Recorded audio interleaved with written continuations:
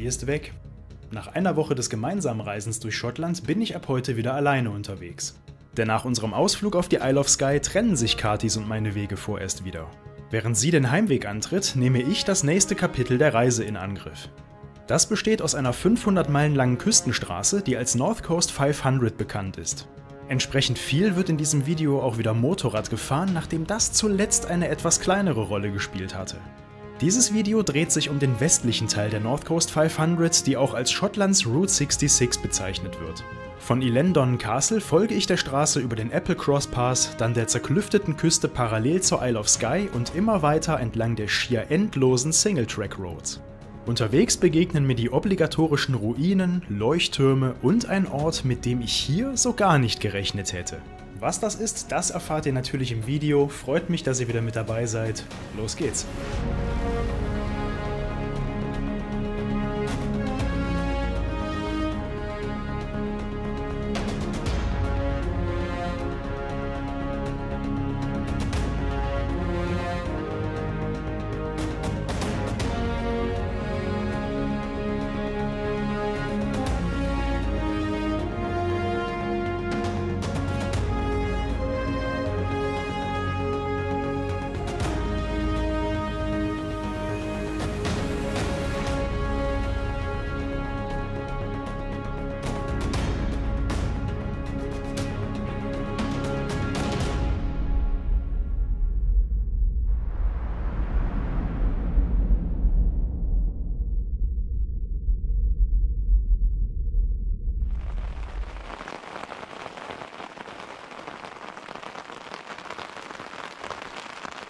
Moin Moin von der Isle of Skye. Der nächste Morgen empfängt uns mit einem Sturm und jeder Menge Regen, sodass wir schon Sorge haben, der kleine Bach hinter unserer Ruine würde die Wiese und damit auch unser Zelt überschwemmen. Doch erfreulicherweise zieht die Regenfront passend zum Frühstück ab, auch wenn wir den blauen Himmel heute größtenteils nur aus weiter Ferne bewundern dürfen. Es soll ein Tag mit klassischem Inselwetter werden. Frisch, windig und immer mal wieder nass.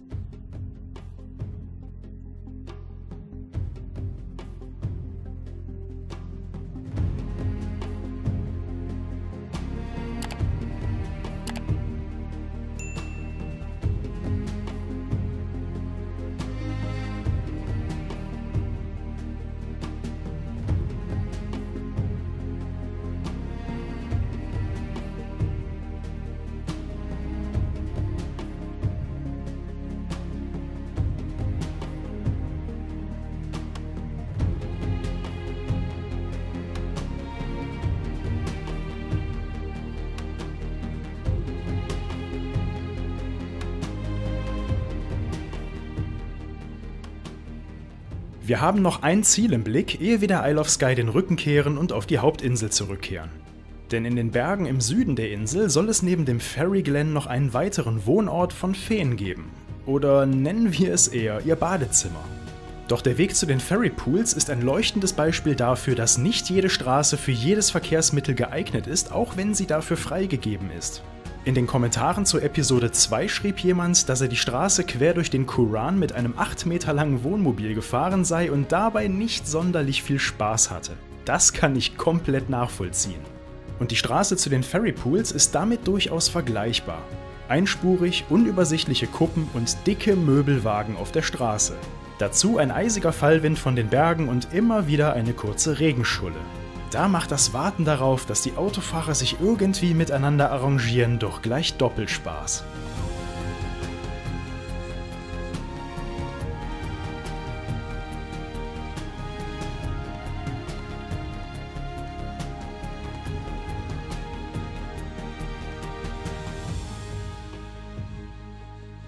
Wir erreichen schließlich die sogenannten Fairy Pools, der Sage nach Badewannen der Feen oder wenigstens kleiner Menschen. Verschieden große Seen, die durch ein Flusssystem miteinander verbunden sind. Würden hier oben ein paar mehr Bäume stehen, hätte ich an dieser Stelle herrliche Skandinavien-Vibes, nur leider zieht der Fallwind von den umliegenden Bergen einem ohne die Bäume fast die Schuhe aus. Nicht verwunderlich, dass hier heute niemand schwimmen gehen will, obwohl das sogar erlaubt wäre. Denn die Seen tragen nicht nur den passenden Namen, sie dürfen auch als Pools genutzt werden. Und wer weiß, vielleicht handelt es sich bei den Feen ja nicht um irgendwelche magischen Geschöpfe, sondern um die hier 1601 bei einer Schlacht zwischen Ablegern der Clans der MacLeod und der MacDonalds gefallenen Krieger. In dieser Gegend hätte der Highlander tatsächlich gelebt, statt wie im Film behauptet auf Elendon Castle. Beide Clans existieren übrigens noch heute und gelten bis heute auch als miteinander rivalisierend. Miteinander rivalisierend. Eine schöne Umschreibung für wir hauen uns seit Jahrhunderten die Köpfe ein, auch wenn es seit 1604 nur noch selten zu Gewaltausbrüchen zwischen den Clans kam. Am Ende verlassen wir die Isle of Skye auf demselben Weg, auf dem wir sie betreten haben. Bisher ist diese kleine Insel mein Favorit in Schottland und ich habe einen Verdacht, woran das liegen könnte. Von Skye führt uns der Weg erstmal wieder zurück zum Elendon Castle. Und Elendon Castle haben wir nicht ohne Grund erneut auf der Liste, denn hier heißt es leider erstmal wieder Abschied nehmen. Kati tritt den Weg in Richtung Heimat an, während ich alleine in das nächste Kapitel der Schottlandreise aufbreche. Und ehe jetzt die Kommentarspalte explodiert, keine Sorge. Dass Kati die Tour an dieser Stelle abbricht, hat keine persönlichen Gründe und hat auch nichts mit Schottland zu tun. Stattdessen ruft die Arbeit, denn sie wird für ein Praktikum nach Asien reisen und wir werden uns erst in einem halben Jahr wiedersehen. Wir kochen uns ein letztes Mal gemeinsam unsere Nudeln am Wegesrand und dann gibt sie Gas in Richtung Süden, um am Abend von Newcastle aus die Fähre zurück auf den Kontinent zu nehmen.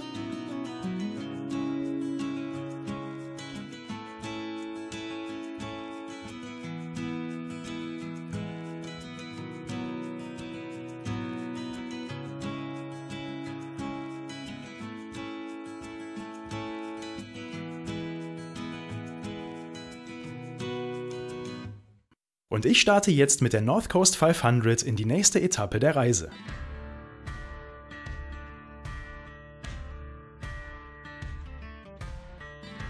Auf dem Weg dorthin stelle ich mal die Frage in den Raum: Was ist diese North Coast 500 eigentlich? Die NC 500, wie ich sie der Einfachheit halber nur noch nennen werde, ist eine 516 Meilen lange Straße, die einmal komplett der Nordküste Schottlands folgt. Bevor ihr es googelt, 516 Meilen sind 830 Kilometer. Hier und da weicht die Strecke etwas von der Küste ab und ist dann meist zweispurig und schnell zu fahren, in weiten Teilen führt sie aber über Single-Track-Roads in direkter Sichtweite des Meeres. Für die Strecke wird insgesamt eine Woche empfohlen, ich habe dafür 4 Tage veranschlagt. Im Internet findet ihr oft den Vergleich mit der amerikanischen Route 66. Denn da sie für einige Reisemagazine zu den 5 schönsten Küstenstraßen der Welt zählt, wurde sie zur inoffiziellen schottischen Route 66 getauft. Am Beginn der NC 500 liegt der Applecross Pass. Und tatsächlich passt der Name sehr gut, denn mit 626 Metern ist es die höchste Passstraße Schottlands. Die Streckenführung ist eher untypisch für Schottland, denn statt auf einer geraden Strecke schraubt man sich diese Höhe über mehrere Haarnadelkurven mit einer Steigung von bis zu 20% hoch. Die Wohnmobile ist man glücklicherweise los, diese Strecke ist für sie aufgrund der schmalen Straße gesperrt. Und dank der frühen Uhrzeit bin ich hier ganz allein unterwegs.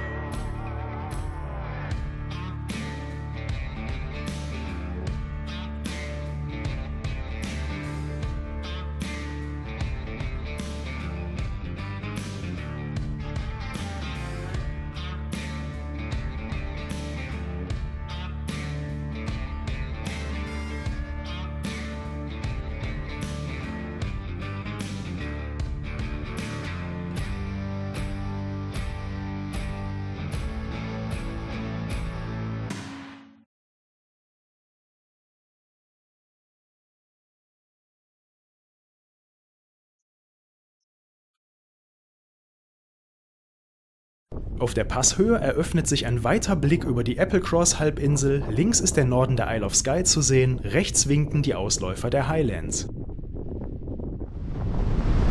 Ich hoffe, ihr verzeiht mir, dass es hier keine Drohnenaufnahmen geben wird, aber der Wind hier ist so heftig, das gibt nichts. Die einzige Drohnenaufnahme, die ich törichterweise aufgenommen habe und die mich bei der Landung fast meine Drohne gekostet hat, ist diese. Wegen des starken Windes, der engen Kurven und der Steigung gilt der Applecross Pass auch als eine der gefährlichsten Straßen Schottlands. Aus Sicht eines Schotten kann ich das verstehen, wer allerdings schon in deutschen Mittelgebirgen oder gar in den Alpen gefahren ist, wird sich dieser Meinung wahrscheinlich nicht anschließen.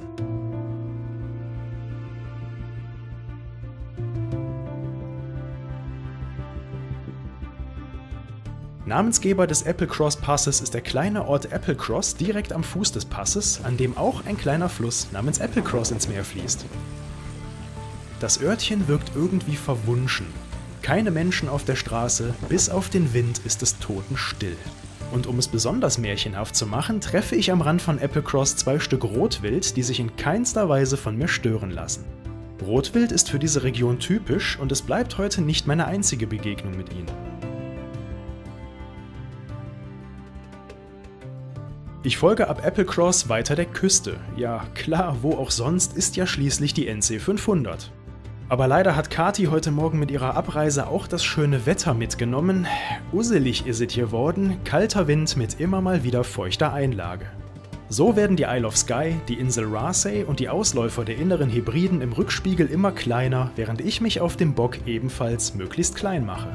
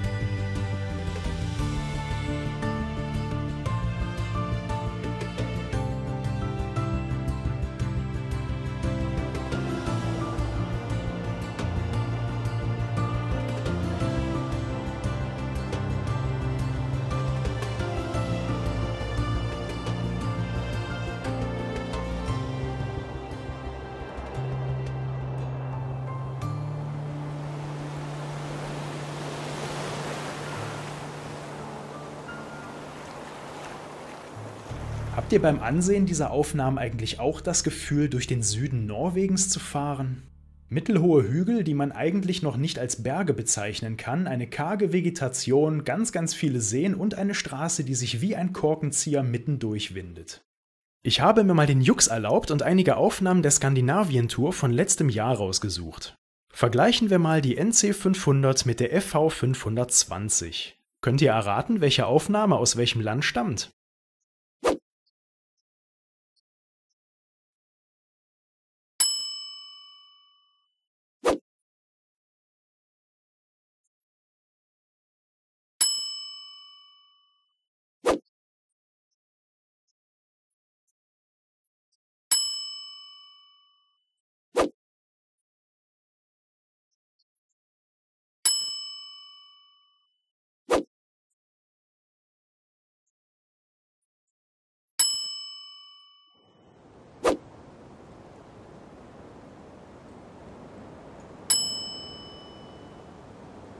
Okay, war jetzt nicht so schwierig, wenn man einfach nur vergleicht, in welchen Aufnahmen ich auf der linken Seite und auf welchen Aufnahmen ich auf der rechten Seite fahre, aber ich glaube, ihr versteht, was ich euch zur Ähnlichkeit der Landschaft sagen wollte. Und wenn euch diese Landschaft zusagt, dann werdet ihr sowohl im Norden Schottlands als auch im Süden Norwegens voll auf eure Kosten kommen. Ich finde schließlich ein muckeliges Plätzchen im Tal zwischen 2 Bergen, um dort mein Zelt für die Nacht aufzubauen. Zuletzt hat mich die NC 500 etwas von der Küste weg und weiter ins Inland geführt und das ist auch gut so, denn es windet gar sehr. Auf der einen Seite macht es das etwas ungemütlicher, auf der anderen Seite ist das aber perfekt. Denn an dieser Stelle habe ich damals die Aufnahmen für mein Ausrüstungsvideo gedreht, für das ich ein Zelt und einen Gaskocher getestet habe. Und was soll ich sagen? Leider waren die Herstellerangaben mit der Eignung bis Windstärke 5 und Böen bis Windstärke 7 nicht ganz zutreffend, da mir das Zelt nachts bei lediglich Windstärke 4 bereits bis ins Gesicht runtergedrückt wurde. Daher an dieser Stelle von mir auch keine Kaufempfehlung. Wenn ihr das sehen wollt und euch außerdem dafür interessiert, was ich ansonsten noch so an Zeug mit auf Tour habe, schaut euch gerne das Video dazu an. Ich nehme demnächst auch nochmal ein neues auf, denn in den seitdem fast 2 vergangenen Jahren hat sich doch einiges an meiner Ausrüstung verändert. Und was wäre eine Wildcamping-Sequenz ohne jemanden, der nachdenklich in die Ferne blickt, während langsam die Sonne untergeht?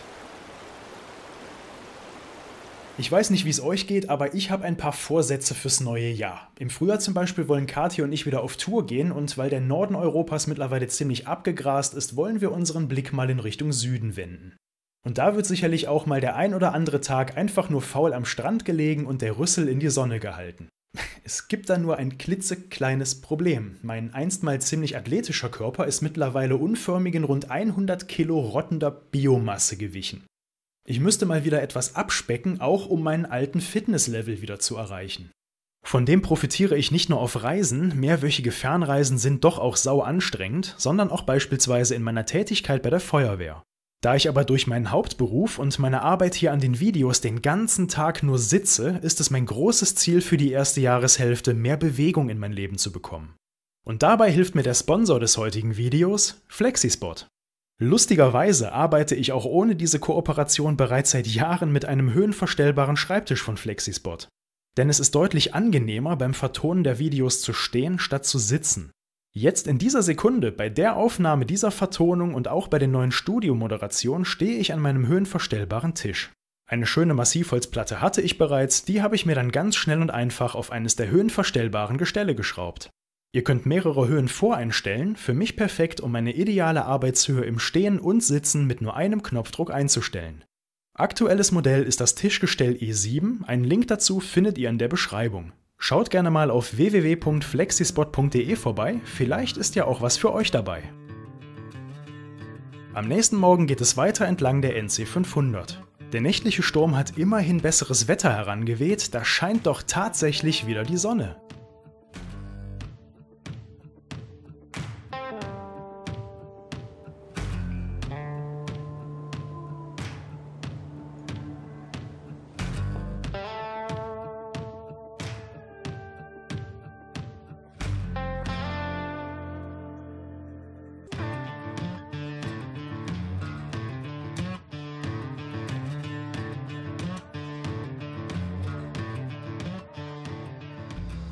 Abseits der kleinen Städte ist die Landschaft nahezu menschenleer. Und wenn doch plötzlich irgendwo eine Traube aus Menschen auftaucht, dann weiß man bereits von weitem, dass man eine Sehenswürdigkeit erreicht hat. Ein solcher Ort ist Ardreg Castle, das direkt an der NC 500 liegt. Je nach Wasserstand des Sees ist die Burg von einem natürlichen Wassergraben umgeben, während meines Besuchs ist sie mit trockenen Füßen nicht zu erreichen. Und ich persönlich finde es ja ganz klasse, wenn Ruinen mit einer Sage verbunden sind. Im Fall von Ardreg Castle soll die Tochter des Erbauers nämlich als Geist in den Mauern umherwandern. Um den Bau der Burg zu beschleunigen, wurde sie einst dem Teufel als Braut versprochen, und als der Teufel sie schließlich holen wollte, soll sie sich vom Turm aus in den Tod gestürzt haben. Tatsächlich muss aber sogar ich, der ich sonst solche Landschaften eigentlich liebe und tagelang da durchfahren könnte, so langsam sagen, dass mir die Landschaft hier ein bisschen eintönig wird. Seit mittlerweile 2 Tagen passiert eigentlich nichts außer Berg links, Berg rechts, Straße rauf, Straße runter, Kurve links, Kurve rechts und immer mal wieder am Wasser entlang. Das ist auch alles sehr schön, aber irgendwie fehlt langsam die Abwechslung.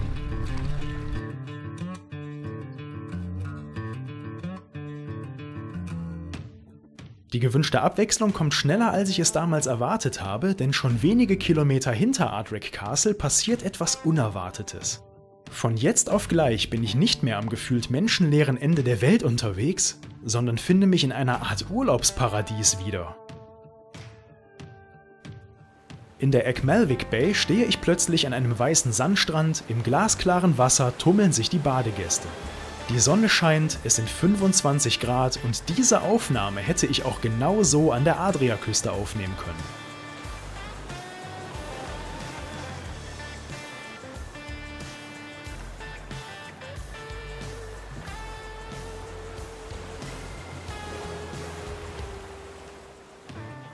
Nicht weit entfernt kann man von einer eher ungewöhnlichen Party-Location aus einen weiten Blick ins Land und aufs Meer genießen. Der Leuchtturm von Storr wird längst nicht mehr von einem Leuchtturmwärter betrieben, weswegen der Leuchtturm und das Wärterhäuschen für Ferien und vor allem für Hochzeitsgesellschaften angemietet werden können. Ab hier geht es wieder zurück in Richtung Hauptstraße, wofür satte 25 Kilometer an Single-Track-Roads zurückgelegt werden müssen. Die sind zwar spaßig zu fahren, ihr als Zuschauer habt mir aber einen großen Vorteil voraus. Denn während ihr die Kurven und die Landschaft bequem aus dem Sessel genießen könnt, muss ich mich auf die enge, kurvige und hügelige Straße konzentrieren. Denn ihr könnt darauf wetten, dass mir immer genau an der engsten Stelle ein Wohnmobil entgegenkommt.